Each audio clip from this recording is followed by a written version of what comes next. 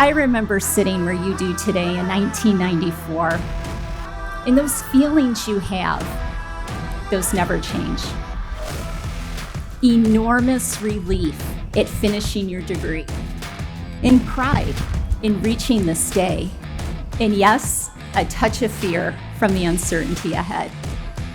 Class of 2025, I know you are prepared. Never lose sight of the first principles approach you learned here as you dive deep into every problem and opportunity that comes your way. Look for the confidence that will grow deep inside you. Listen to it.